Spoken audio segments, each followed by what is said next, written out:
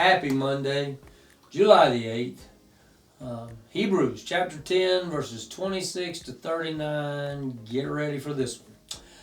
For if we deliberately go on sinning after receiving the knowledge of the truth, there no longer remains a sacrifice for sins, but a terrifying expectation of judgment and the fury of a fire about to consume the adversaries.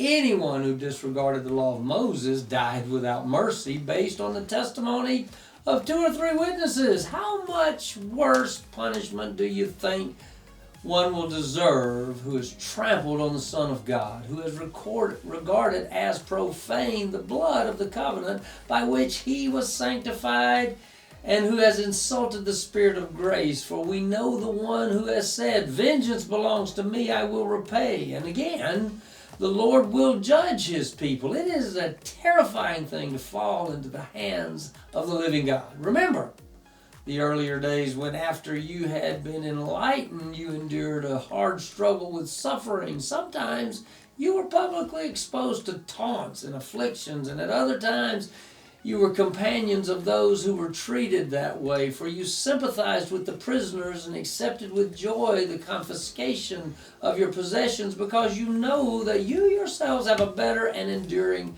possession. So don't throw away your confidence, which is a great reward. For you need endurance, so that after you have done God's will, you may receive what was promised. For yet in a little while the coming one will come, and not delay. But my righteous one will live by faith. And if he draws back, I have no pleasure in him. But we are not those who draw back and are destroyed, but those who have faith and are saved. All right, so this whole week is a reference to rejecting God's grace. And we're going to deal with this very difficult passage. And I'll begin by saying that I am glad that God knows my heart. I mean, in truth, I would never reject God or his grace, and he knows that. However, in my selfishness and in my stubbornness, I've made choices to act in ways that displease him. Guess what? We call that sin. We need to consider what this passage means by deliberate sin and the limit of sacrifice for sin. We have several warnings throughout the book of Hebrews, so let's remember them, all right? Beware of drifting from belief. Beware of unbelief, as in the days of the rebellion. Beware rejecting faith or trusting God. And the final one we'll see in chapter 12, which is just simply beware of rejecting God. See, I believe we have a warning here in chapter 10, and I believe its placement is important.